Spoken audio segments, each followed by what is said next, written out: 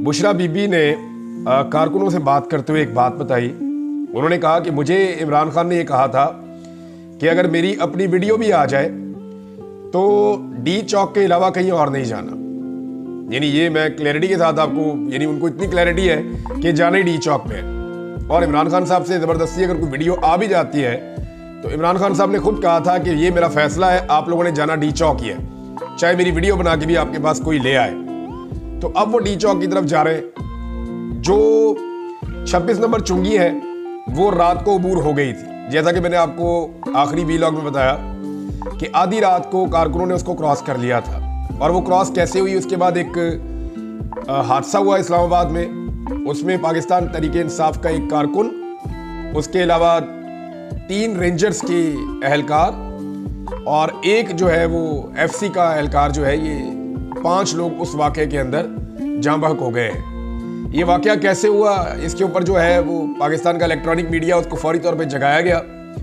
और बहुत सारे ऐसे सहाफ़ी जो पाकिस्तान तहरीके इंसाफ से बहुत नफरत करते हैं, उन्होंने खबर ऐसे दी कि तहरीके इंसाफ में से कोई बंदा गाड़ी लेकर आया और उसने रेंजर्स पे और पुलिस पे चढ़ा दी गाड़ी और अटैक कर दिया और इसको एक मंसूबे के तहत एक हमला करार दिया गया। एक और सहाफ़ी जो पहले पैमरा के चेयरमैन भी रहे, अफसार आलम साहब, उन्होंने कहा जी कि तोड़ फोड़ हो रही है, चीज़ों को तोड़ा जा रहा है, हमले किए जा रहे हैं, मीडिया की गाड़ियों के ऊपर अटैक किया गया है। तो यहाँ पे जो बाकी सहाफ़ी उन्होंने कंफर्म किया जी मीडिया की गाड़ियों पे बिल्कुल अटैक हुआ है और कुछ तोड़ फोड़ भी हुई है, लेकिन ये जिस जगह पे हुई है वहाँ पे पाकिस्तान तहरीके इंसाफ का कोई बंदा अभी तक पहुँचा ही नहीं है। ये जहाँ पे एहतजाज होना है बाद में, ये वहाँ हुई है। और ये नामालूम अफराद आए हैं, नकाब पहन के आए हैं, इनके हाथों में एक जैसे लोहे के रॉड थे और इन्होंने आकर ये एक्टिविटी की है। और जिन लोगों की गाड़ियां टूटी हैं उन्होंने खुद बताया है कि जनाब ये पाकिस्तान तहरीके इंसाफ से इन लोगों का कोई ताल्लुक नहीं है, ये कोई शरपसंद अनासिर हैं और ये कोई फॉल्स फ्लैग किस्म की कार्रवाई कर रहे थे ताकि पाकिस्तान तहरीके इंसाफ पे डाली जा सके। देखिए, रियासत और रियासती इदारों को ये सोचना पड़ेगा कि कब तक अपनी आवाम के साथ लड़ना है। ये तो जो पॉलिटिकल पार्टी इस वक्त इक़्तिदार में है, जिनको बिठाया गया, इनके पास मैंडेट तो है नहीं, उन्हें पता है वो बर्बाद हो जाएंगे। इस्लामाबाद के तीनों एमएनए जो है वो जाली फार्म 47 पे हैं, तो किसी के लिए भी मुमकिन है कि अपने 20-25 आदमी जो है वो शामिल करके शरपसंदी करवा दें या कारकुनों के पहुंचने से पहले कोई ऐसी एक्टिविटीज करवा दें, आग लगवा दें, कोई काम खराब कर दें। तो किस किस पे नजर रखेंगे? लेकिन जो पाकिस्तान तहरीके इंसाफ के कारकुन है उन्हें नजर रखनी पड़ेगी। अब ये वाक़ा जो हुआ, जो एक हादसा हुआ है जिसमें लोग जाँ बहक हुए, इसको कहा गया पाकिस्तान तहरीके इंसाफ ने अटैक किया है, लेकिन 2 वीडियोस ने सारी की सारी कहानी खोलकर रख दी है। मैं आपको तफसीलात इसकी बता देता हूँ। सबसे पहले आप नंबर देख लें। 3 रेंजर्स के एहलकार हैं, एक एफसी का एहलकार है, एक आम शहरी है। और ये जो आम शहरी है ये भी 6 माह पहले एफसी से रिटायर हुआ है। इस आम शहरी का जो नाम है, इसका नाम मोहम्मद इलियास है। इसके भाई का इंटरव्यू लिया मुतीउल्लाह जान साहब ने और उन्होंने इसको चलाया और उन्होंने ये सारा मामला खोला है और 2 वीडियोस के साथ ये सारा मामला खुल गया। हुआ ये जो अभी तक कहानी समझ आ रही है कि 6 नंबर चुंगी के ऊपर बड़ी जबरदस्त किस्म की शेलिंग हो रही थी। और ये बात अहमद फराद साहब ने और बहुत सारे वहां जो एहतजाज करने वाले मुजाहिरीन हैं, उन्होंने ये बात बताई कि इतनी ज्यादा शेलिंग हुई कि हमने माजी में कभी नहीं देखी। 1-1 मिनट में 20-20, 25-25 शेल जो है वो फायर किए जा रहे थे और इतनी शदीद शेलिंग में शेल खत्म होना शुरू हो गए।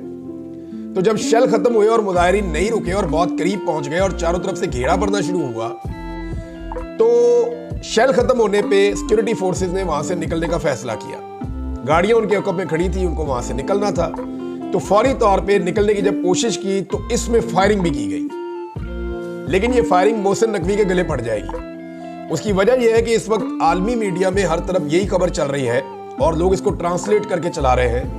बैनुल-अक़वामी सतह पे इस खबर को उठाया गया है कि पाकिस्तान के वज़ीर दाखिला ने यह धमकी लगाई कि हम रेंजर्स को बुला के 5 मिनट में फायरिंग करेंगे और सारा खाली करवा देंगे। और उसके कुछ देर के बाद वहां पे फायरिंग हो गई और उस फायरिंग के अंदर 20 लोगों को गोलियां लग गई। वहां पाकिस्तान तहरीके इंसाफ के 2 कारकुनों की जो है वो शहादत भी रिपोर्ट हुई है। तो 3 कारकुन पाकिस्तान तहरीके इंसाफ के जो मीडिया रिपोर्ट्स हैं उनके मुताबिक मैं आपको बता रहा हूं, मीडिया रिपोर्ट्स के मुताबिक 3 कारकुन पाकिस्तान तहरीके इंसाफ के शहीद हो गए। और फ्रंटियर पोस्ट की रिपोर्ट है और वो ये कह रही है कि 3 कारकुन पाकिस्तान तहरीके इंसाफ के जो एहतजाज करने के लिए आए हैं वो जाँ बहक हो गए हैं और ये कंफर्मेशन आ चुकी है। उसके बाद वहां से जब रेंजर ने और पुलिस ने निकलने का फैसला किया, एफसी ने निकलने का फैसला किया, तो पीछे गाड़ियां खड़ी थी। अब ये जो वीडियो एक नजर आई है उसमें ये दिखाया जा रहा है कि ये गाड़ियां बहुत रफ्तार में वापस गई हैं, क्योंकि पीछे इस्लामाबाद और रावलपिंडी के नौजवान खड़े थे सड़कों के किनारे पे, जो काफिले के आने का इंतजार कर रहे थे, और वो कभी पत्थर मारते थे और उन्होंने सड़क के किनारे पे आगे भी लगाई हुई थी। तो ये पैनिक करते हुए निकले हैं और रास्ते में इन्होंने फायरिंग भी की है, जो फायरिंग की आवाज भी आ रही है, और कुछ शहरी जो है उसके अंदर बोल भी रहे हैं कि ये हम पे फायरिंग क्यों कर रहे हैं, ये कैसे फायरिंग कर सकते हैं। तो वो गाड़ियां इतनी रफ्तार में गई हैं और कुछ गाड़ियों ने लोगों की तरफ भी गाड़ियां मोड़ी हैं, इसकी बकायदा वीडियोस मौजूद हैं। उस वक्त कुछ एहलकार गाड़ी में से गिरे हैं और पिछली गाड़ियां उनके ऊपर चढ़ी है, ये मुतीउल्लाह जान साहब ने रिपोर्ट किया। अब जो शहरी शहीद हुआ, जो रिटायर्ड एफसी का मुलाजिम है सफीर अली, उसका भाई है, यानी जो शहीद हुआ उसका नाम है मोहम्मद इलियास, जिसकी जान चली गई। सफीर अली उसका भाई है। ये शहीद होने वाला 3 रेंजर्स और 1 एफसी वाले के साथ शहीद हुआ है। यहाँ पे इस वाकये में 5 लोग शहीद हुए। अब ये जो मोहम्मद इलियास है, इसका भाई सफीर अली कहता है जी मैं मौके पे मौजूद था, हम लोग सामने वाली तरफ खड़े होकर देख रहे थे कि क्या हो रहा है, और हम पाकिस्तान तहरीक इंसाफ के एहतजाज को सपोर्ट कर रहे थे। इतने में ये गाड़ियां बहुत तेजी से भागी, इनके पास शेल खत्म हो गए थे और ये वहां से निकले हैं, और ये बहुत तेजी से लोगों के ऊपर गाड़ियां चढ़ गई हैं। जब उनसे पूछा गया तो आपको कैसे पता किनकी गाड़ियां हैं, तो उन्होंने कहा जी कि वो बाकायदा नजर आ रही थी कि वो सिक्योरिटी फोर्सेस की गाड़ियां, उनके ऊपर उनके वो लिखे हुए थे, वो रेंजर्स की और पुलिस की गाड़ियां थी। और उनका भाई जो है वो इस वाकये के अंदर जिंदा नहीं बचा, वो चले गए पुलिस स्टेशन। अब वो ये बताते हैं कि पुलिस स्टेशन में मेरे पे दबाव डाला गया कि आप इस मुकदमे का इल्जाम पाकिस्तान तहरीक इंसाफ पे लगा दें। यदि पुलिस ने मेरे पे बहुत दबाव डाला, तो मैंने पुलिस से कहा जी मैंने खुद देखा, मेरे पास और भी गवाह है, सरकारी गाड़ियों के नीचे आके मेरा भाई जो है वो मरा है, तो मैं तो मुकदमा वहां पे करूंगा और मैं सही बात लिखवाऊंगा मुकदमे में, मेरा एक ही भाई था वो कह रहा है, तो मैं क्यों झूठ बोलूं। तो फिर पुलिस ने उसको वहां से निकाल दिया और ये कहा कि हम अपनी मुतैयत में मुकदमा खुद ही दर्ज कर लेंगे, हम तेरा मुकदमा दर्ज नहीं कर सकते। उसको धमकियां भी दी और उसको वहां से वो कहता है जी मुझे निकाल दिया। अब ये इंसिडेंट है जो एक बंदे के भाई ने भी बता दिया और वो वीडियोस भी उसको सपोर्ट कर रही है, तो है बड़ा अफसोसनाक वाकया, इंतहाई अफसोसनाक वाकया है, लेकिन इसको एक हादसा करार दिया जा रहा है। वैसे भी एक बात है कि जो लॉन्ग मार्च के साथ गाड़ियां आई हैं या पाकिस्तान तहरीक इंसाफ की अगर गाड़ियां हैं, तो वो तो भी कंटेनर हटा रहे थे, वो तो भी बहुत पीछे थे, और कंटेनर्स के इस तरफ तो किसी की गाड़ी आ ही नहीं सकती थी उस वक्त। और जो कीड़ी की रफ्तार के साथ काफिला चल रहा है, बहुत स्लो स्लो स्लो स्लो आगे बढ़ रहा है, उसकी गाड़ी ऐसे 100 की रफ्तार पे इतनी तेज तो नहीं जाएगी ना, वो तो जा ही नहीं सकती, और अकेली गाड़ी यहां तक आएगी क्यों। तो ये कॉमन सेंस की भी बात है, लेकिन ये बड़ा अनफॉर्चुनेट इंसिडेंट है, ये वाकया नहीं होना चाहिए था, इसको अवॉइड किया जा सकता था लेकिन नहीं किया गया। इमरान खान की बहनों ने और बुशरा बीबी ने बड़ा क्लियरली कहा कि हम जाएंगे डी चौक। इमरान खान साहब को मुख्तलिफ ऑप्शन पेश किए गए, गुज़िश्ता रात भी पेश किए गए, लेकिन इमरान खान साहब ने इस दबाव को बर्दाश्त किया। उनके अपने लोग भी उनके बाद भेजे गए, लेकिन इमरान खान साहब नहीं माने। अब डी चौक और मुजाहिरीन के बीच में आखिरी जगह पे 0 पॉइंट के आसपास की G10 का इलाका है। मुझे इस्लामाबाद के इलाकों में ज्यादा नाम भी याद नहीं रहते, लेकिन G10 का इलाका है जहां पे रेंजर और पुलिस मौजूद है और वहां शदीद शेलिंग हो रही है।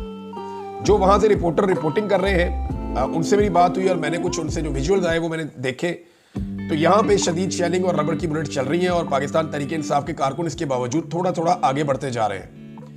अब ये लोग अगर इसी रफ्तार से आगे बढ़ते रहेंगे तो ये रुकावट क्रॉस करने के बाद ये स्ट्रेट अवे जाएंगे डी चौक में। इस्लामाबाद में आइन की दफा को इस्तेमाल करते हुए फौज को तलब कर दिया गया है।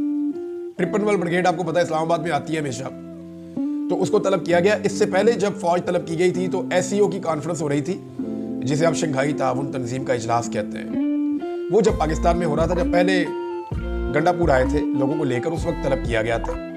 तो फौज के हवाले से कुछ लोगों ने ये कहा जी कि इस्लामाबाद को फौज के हवाले कर दिया गया है।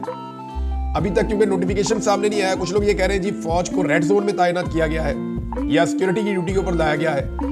अभी कुछ कहा नहीं जा सकता। देखिए, अगर मुजाहिरीन को रोकने के लिए फौज को लाना होता तो मुजाहिरीन को फौज खैबर पख्तूनख्वा में ही रोक लेती। और दूसरी बात यह है कि लोगों को रोकने का मैकेनिज्म फौज के पास होता नहीं है। फौज के पास हथियार है, वो उससे मार सकते हैं, उनके पास डंडा वंडा नहीं होता, फौज के पास वाटर कैनन भी नहीं होता, फौज की ये आंसू गैस की शेलिंग करने की भी उनकी कैपेसिटी या उनकी ट्रेनिंग नहीं है।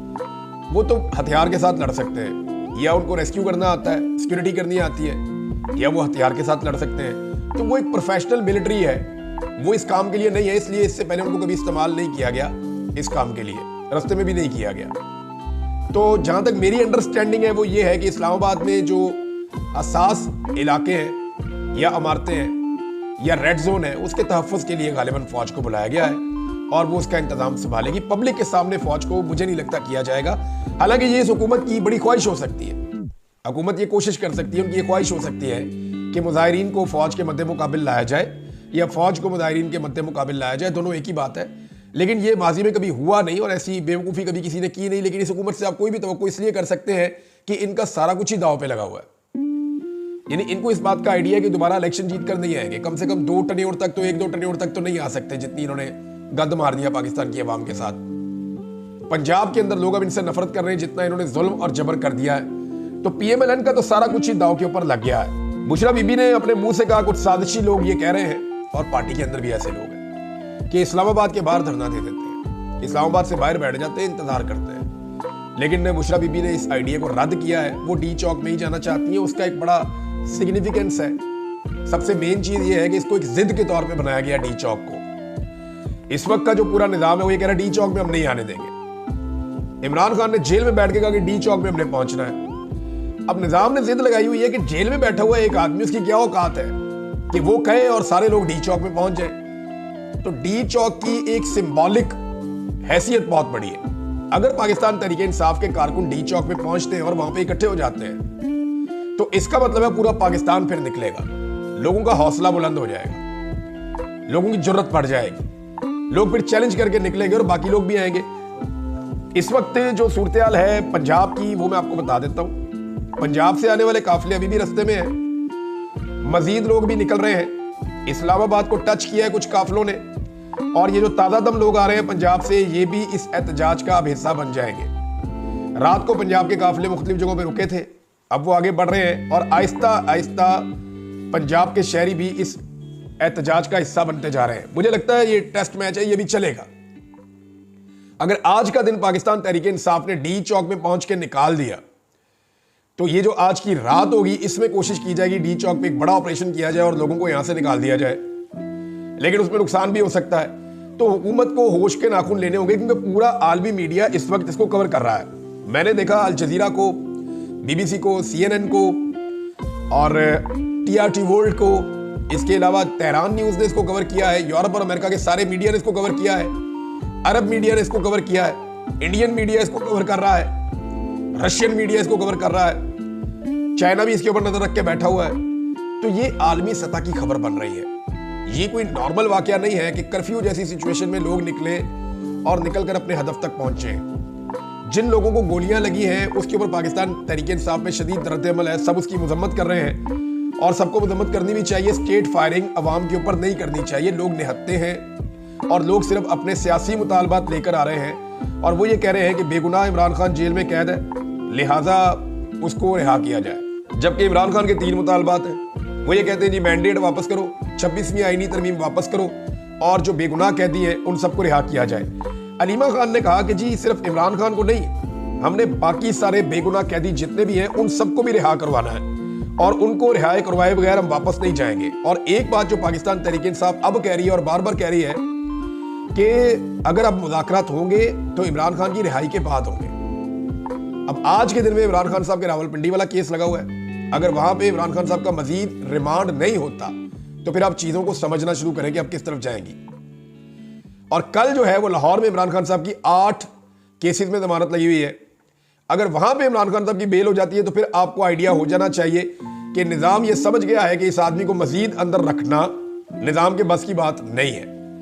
यानी अगर ये एहतजाज ना होता तो मैं आई एम 100% श्योर कि पाकिस्तान तहरीक इंसाफ इस लेवल का एहतजाज ना करती तो कभी भी ये निजाम इमरान खान को जेल से बाहर नहीं आने देता।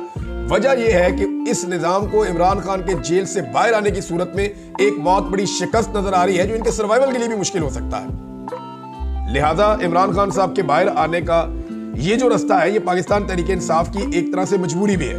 अब नादरीन, इस वक्त जहां शेलिंग हो रही है G10 पे, वहां सूरत हाल ये है कि थोड़ी देर पहले मीडिया ने रिपोर्ट किया कि हवा पुलिस की तरफ हो गई है और ये जितने शेल फेंकते हैं वो पाकिस्तान तहरीक इंसाफ को जितना डैमेज कर रहे हैं उतना ही पुलिस को भी कर रहे हैं, क्योंकि बहुत तेजी से शेल्स का धुआं पुलिस की तरफ आ रहा है। रिपोर्टर जो इसको रिपोर्ट कर रहे थे उनकी भी हालत खराब थी। G11, G10 ये इलाके क्रॉस होते चले जा रहे हैं आईजी और जो पुलिस है वो अपने पुलिस वालों को बार बार बुला रहे हैं कि आगे आओ, आकर मुकाबला करो, लेकिन पुलिस की हिम्मत अब दम तोड़ गई है।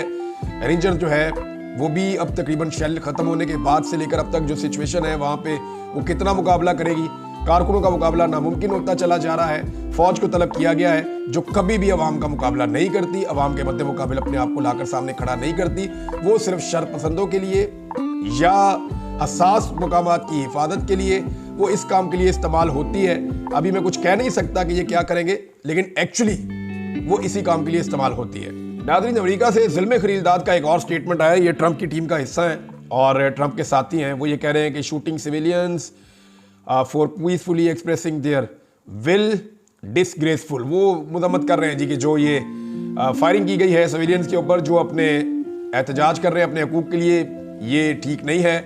और साथ ही उन्होंने जो कहा कि पाकिस्तानी मिलिट्री को उन्होंने मुखातिब करते हुए कहा कि जनाब इनका कोड ऑफ ऑनर जो है should not allow such violence against their own people, यानी लोगों के खिलाफ इस किस्म का पुरतशद्दुद मामला नहीं होना चाहिए। तो इससे आपको पता चलता है कि जो मौजूदा ट्रंप एडमिनिस्ट्रेशन आने वाली है अमेरिका में हुकूमत में, उनके दिमाग में क्या चल रहा है और वो इस सारे एपिसोड को कैसे देखते हैं। अब वो इसको देख रहे हैं इस अंदाज में कि जैसे पाकिस्तान के अंदर it's not between the government and the people, वो इसको मिलिट्री एस्टेब्लिशमेंट और अवाम के बीच की कोई चीज़ समझ रहे हैं, पॉलिटिकल पार्टी के बीच की कोई चीज़ समझ रहे हैं। तो ये उनकी अंडरस्टैंडिंग इस तरफ जा रही है।